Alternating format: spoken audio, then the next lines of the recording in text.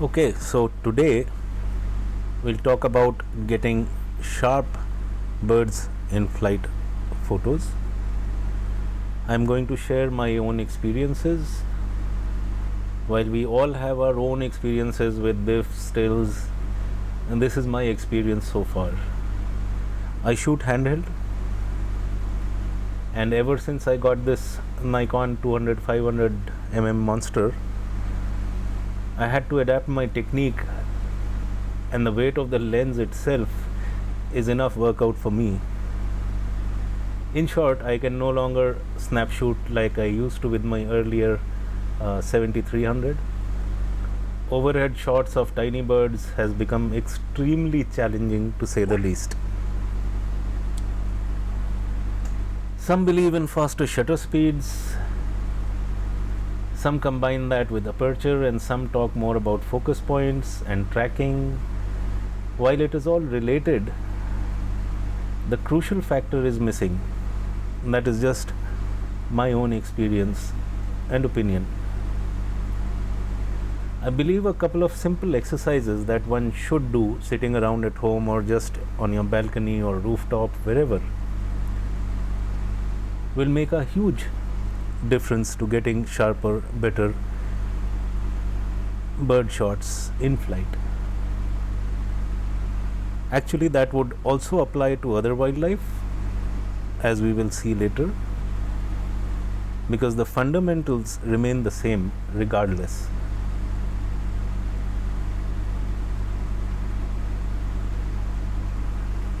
So before I get on to the exercises that one should do and practice at home, I will disclose the most common reason for not so sharp shots, especially action shots, birds in flight. It's the focus, the exact point of focus, not the shutter speed.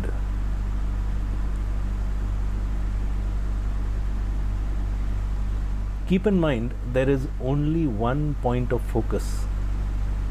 The rest is what is called a COC, that's the circle of confusion, and that's the general area which is also referred to as the DOF, depth of field, which appears to be in focus. The eyes, or rather the eyes, have it all in almost all cases. It does not matter if the body or wings are blurred a bit, the eye has to be tack sharp. That is purely my viewpoint, and this is where the aperture and the DOF kick in. Of course, the shutter speed does matter, and there are exceptions to this. For example, the back of a bird, which I have pulled out here, like for instance this one, is just as beautiful without the eyes. Similarly, something like this is just as beautiful. No eyes, no head, nothing. And this is another one, although not a very good example, but an example of where the eyes don't really make a major difference. And this is another such example. Although note the focus point. That is what I always try and get. Okay, even this one, it's not exactly the eyes, it's the overall impact.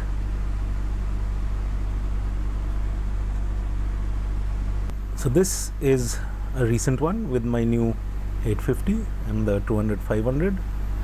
The image we were looking at initially,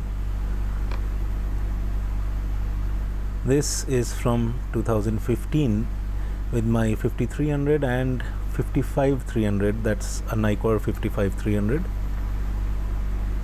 So it's been a long progression, and this is another one where I do have the eyes, This kite dropped a piece of bread and went right after it, and it did get it back.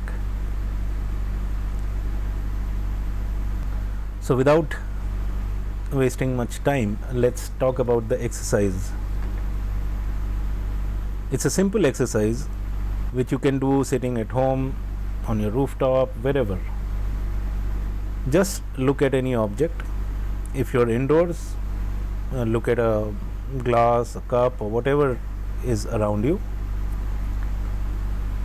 Pick up your camera, look at the object through the viewfinder. If you have to search for the object, that is what you need to practice. The moment you pick up the camera and bring the viewfinder to your eye, you should see the same object that you were looking at. This is very similar to when you spot a bird in flight. You pick up the camera and immediately view the same through the viewfinder, bang in the center of your frame. This is a very simple exercise that you can do sitting at home, indoors or outdoors. The moment you are able to achieve this, a lot of your shots will become way easier and simpler to get. The key is pick up the camera no matter what position it is in, and the moment the viewfinder comes to your eye, you should be looking at the subject bang in the center of the viewfinder. So that's exercise number 1. The second is always remember to pre-focus to around an area where you expect the action to happen. For example, this is the area where I sit on my rooftop. The overall distance between where I sit and the wall where I put bird feed on is around 10 meters, which is fairly close. If I expect action on the wall, I will always pre-focus to the wall itself, so the lens does not have to hunt a whole lot the moment there is any action. Because the moment the lens starts to hunt for the focus, the moment is gone. Similarly, for birds that are flying past, I pre-focus to the building in front of me, which is about 24 meters from where I sit. Again, the same concept. The lens will not have to hunt a whole lot because I'm not going to shoot subjects further than that distance. If they are very close, then I will pre-focus to the wall or a branch or anything, tree in between. That is absolutely essential. It is not optional. If you let the lens hunt all over the place, the moment is already gone. So always pre-focus. While AF might not be an issue for large subjects or even mid-sized to maybe sometimes even the small ones at a distance of about 25 to 30 meters, anything closer does require a pre-focus to make sure the camera locks onto the subject fast. The closer the subject, the faster the action, and AF becomes more and more challenging. So you need to help it out by pre-focusing. The other small tip is always follow or track or pan, whatever you choose to call it, the subject, even if it is for a split second before releasing the shutter. That split second follow up makes sure that you have your focus point set right. Otherwise, what can happen is some of the example shots from today. I have not culled any of these, so let's just take a look at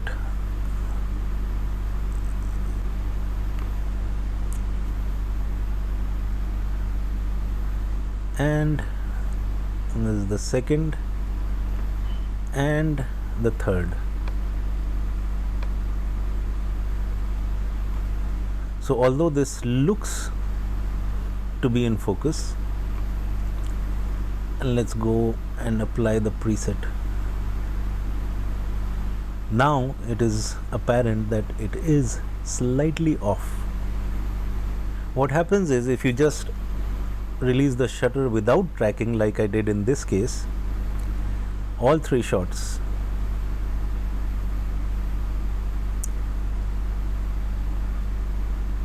this of course is very apparent, not so apparent, almost looks like in focus but just missing. This is the problem.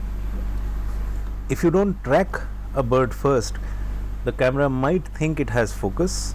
By the time the shutter is released, it's not really in focus. And let's look at another example. Now we had this parakeet sitting and waiting to come onto the wall.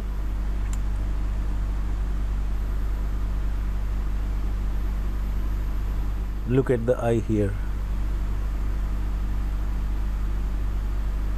We apply the preset and absolutely nothing wrong with it.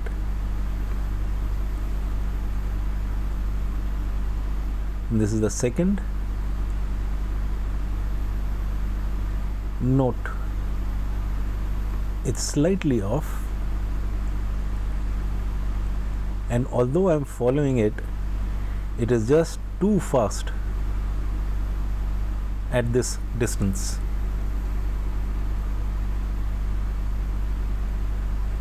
Most of these shots are in the same kind of category because they are close, it's pre-focused, and then of course it depends on how heavy your lens is, how used to you are when you pick up the lens, if you see the same image or not.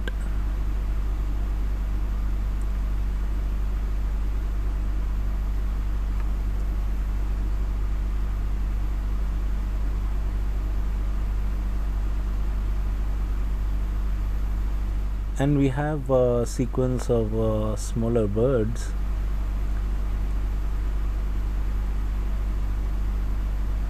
Like this, for instance, is tracked.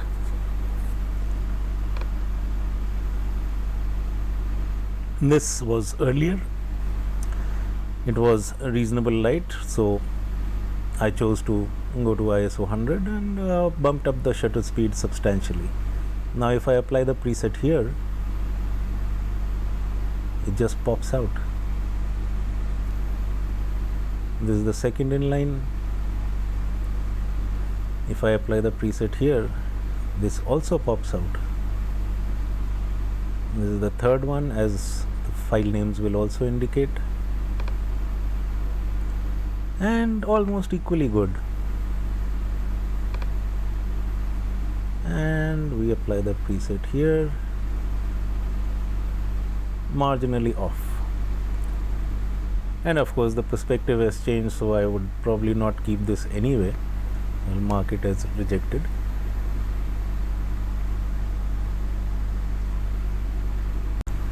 And there are of course plenty of similar examples, not just from today, even earlier.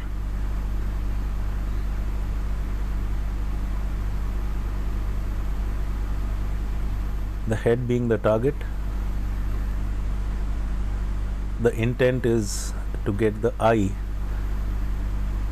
as sharp as possible. Try another one.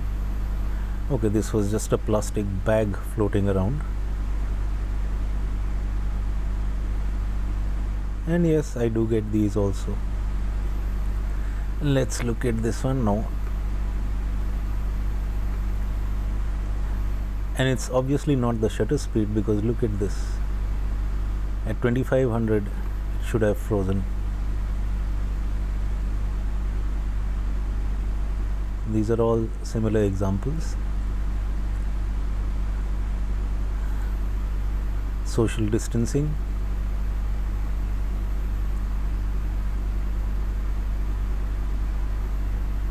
And let's look at this. Apply the preset. Just about and this is obviously off because the depth of field does not cover both of them.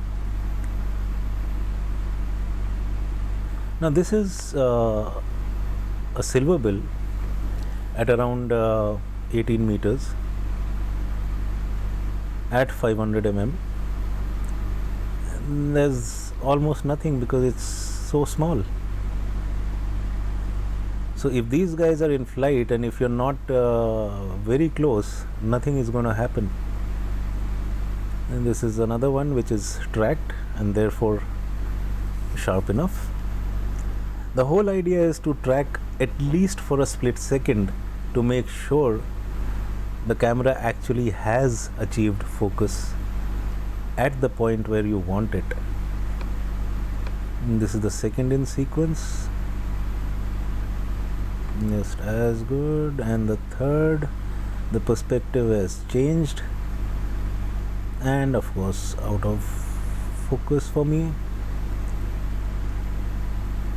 And this I will reject anyway because even if it is sharp I don't want it, and not this either.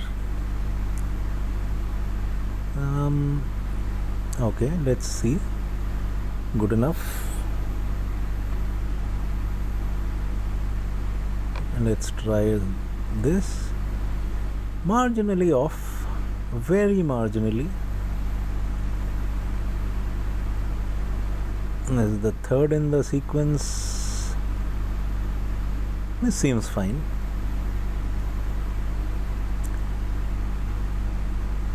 This is the fourth in the sequence, and this also seems fine.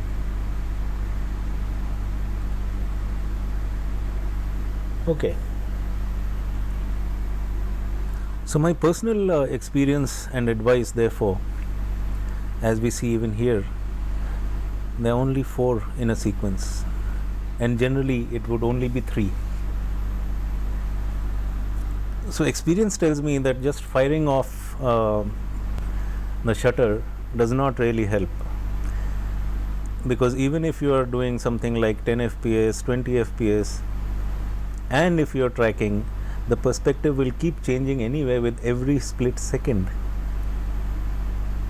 You don't want the back side of a bird or a front side with where the face is hidden, and so on. Ideally you would want to get a parallel shot, and that will happen only in a split second. You will not be able to fire off so many shots anyway.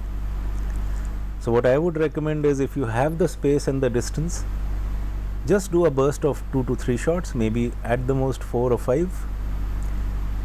Make sure you're locked onto the target in the viewfinder, and then take another burst of 3 or 4 shots. Once you have the exercises that I mentioned earlier in place, most of these bursts will yield at least 1 or 2 sharp shots.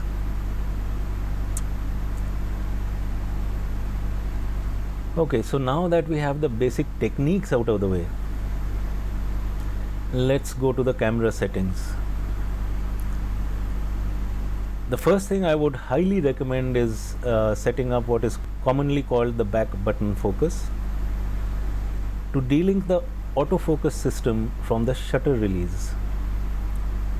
There is a lot of material on the net on how to do this for different camera bodies, which can be looked up. Just search for back button focus and your camera model. That will come up in a lot of places.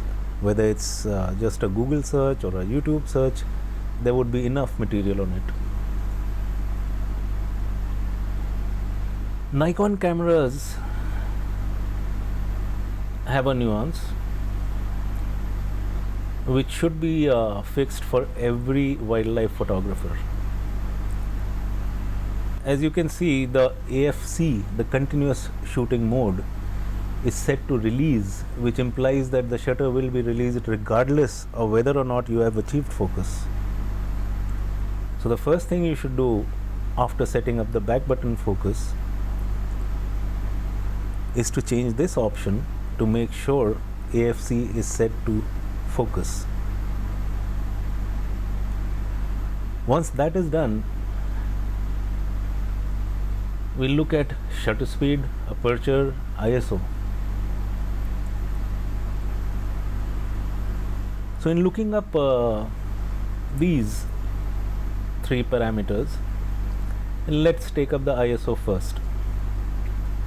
In good light, the ISO would not really make any major difference. In low light, not near dark types, it would still not make a major difference if the subject is close enough. Close in the sense like almost a full frame. If you're seeing the subject occupying half the frame or higher in the viewfinder, then the ISO would not really make a major difference. So feel free to bump up the ISO even in good light and stop down, which means a higher f number for the aperture to increase the depth of field, and also a higher shutter speed. You will still get great details. Of course, the key remains the subject distance. The closer you get, the better the quality of the image. Now, shutter speed is one of the factors that you can play with depending on the subject and speed. In general, the larger the bird, the lower the shutter speed that would be required. My own experience so far tells me that 1/250th, or rather 1,000/250th, is the general sweet spot for most birds in flight, excepting the tiny ones like the swifts, the swallows, sunbirds, silverbills. Since these are small, erratic and fast, I would recommend at least 1/1600th of a second or even higher. Now for the other interesting one, the aperture. In general, the closer the subject, the lesser your depth of field, that is the DOF, which is generally the area that appears to be in focus. In my case, on my rooftop that we see, at a distance of 10 meters at 500 mm and f8, the DOF is around 0.18 meters, approximately 18 centimeters. This is about half a foot. And if you account for some margin of error in the exact point of focus, which will happen with BIFs, you will land up with barely about 10 centimeters. So if we look at even the wing, a single wing of any mid-sized bird like a pigeon, just one side of the wing would be larger than 10 centimeters, and that is your entire depth of field. So the DOF is important, especially when shooting close. Similarly, at a distance of about 20 meters with the same parameters, the DOF would be around 0.75 meters or 75 centimeters, approximately 2.5 feet. The distance of the building in front of me is about 24 meters from where I sit. The issue with shooting the same size bird at 20 meters is that you will get half of the image size versus when shooting at 10. While this is fine for mid-size to larger birds, the smaller ones would not yield much detail. The tiny ones would be just small specks. On the other hand, a larger bird like the black kite would probably be a lot larger than the frame at this same distance, and of course would have plenty of detail because of its size. These are also the reasons that you need to exercise and make sure your focus in the viewfinder lands on the bird's head when you pick up the camera. So now that we've gotten all this under our belts, so to speak, which mode should one use on the camera? Program auto, shutter priority, or aperture priority. While you can use any of the creative modes, I personally prefer to shoot full manual because I want control over the aperture, shutter speed and ISO. Ideally, in my case, I also try to shoot at around f8 since that is where the Nikon 200-500 seems to be the sharpest. Unless of course the light is low and I have to open up wider to compensate for that. In bright light, I prefer using faster shutter speeds, higher ISOs while retaining the f8. As for focus points, I used to use 9-point dynamic focus because the earlier bodies that I had did not have group focus, but now that both my camera bodies support the group focus, that is what I use most of the time. Why I shoot full manual and why I want control over all the aspects is a topic that I will leave for a later video. For now, we'll just take a look at the settings for some of the images that I have put into a quick collection. Now this image, look at the shutter speed and the ISO. This is from 2015. We have a far more blurrier effect on the wings, but the head is sharp. The same applies here, the eye, which matters. The shutter speed is the sweet spot.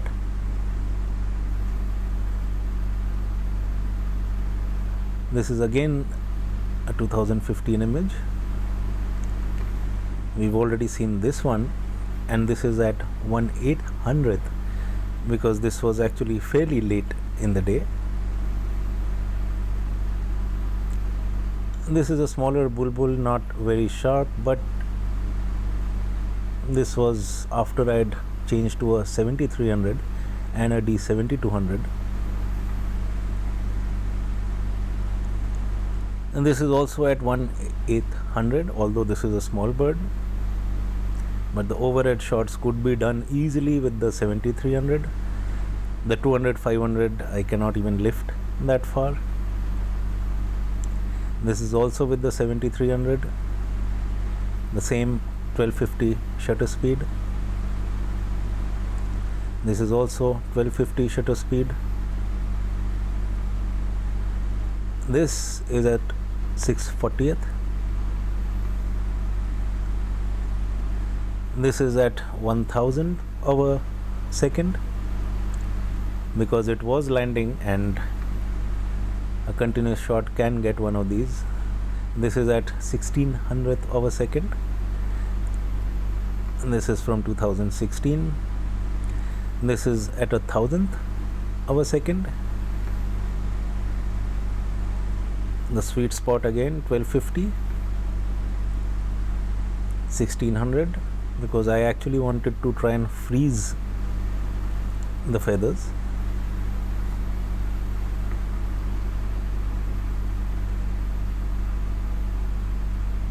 Of course, no eyes here, but this is also at a 1600. And this is a still, but again the eyes.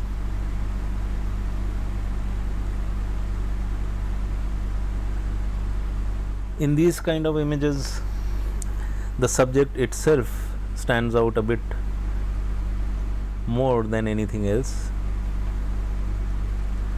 Although not a bird, but look at the shutter speed. Now bats are fast, but if you pan and track and shoot in bursts, this is possible. This is a crow, again 6/40th, totally sharp.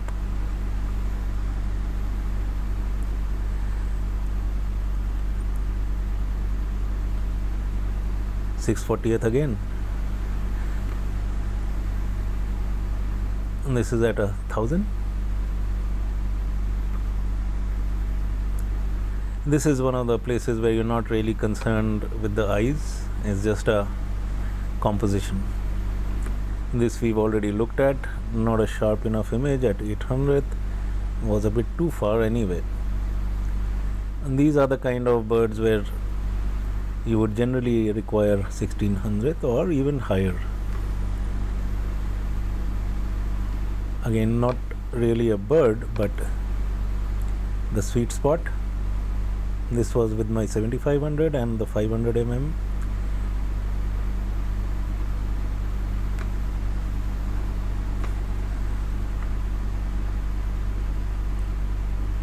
A spot-billed duck, Indian spot-billed duck at 800th. And this is at 1000th while feeding, or actually picking off the berry. You can see the branch broken here. Of course, these are all shot in continuous release mode in short bursts. Again, a sweet spot, 1250, a trio of geese. Again, sweet spot of 1250, Indian spot-billed duck coming straight towards me. Once again, a bat with her child clinging on at 1600, because this I did not want to miss, and this is the only time I got this shot. Okay, these are the smaller, faster ones, so 1600. Eye is sharp, catch is sharp. These are seagulls large enough, sweet spot 1250. This we've already looked at, but again same 1250. Now these are the smaller ones, so 1600.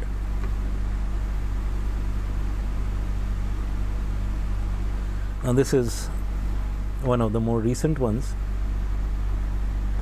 This is with the 850, and since I'm still experimenting and learning the 850, this is at 2500 shutter speed. This is landing on my rooftop wall, so it's around 7 to 8 meters away. Of course, I was pre-focused on the wall, otherwise it would never focus on the bird. Okay, this was an odd one. While I was experimenting, I had 8000th of a second and ISO 3200, and I was trying to take some test shots when this guy appeared from nowhere. Again, the eyes as they should be. This cute little one was perched, kept going around, and I finally got it sharp enough, just jumping off the rail on my rooftop. This again is right over the wall. I made a composite since we also had the full moon, but look at the eyes, tack sharp. And this is also a recent one, 1600. Was low light. We had cloudy weather yesterday and today.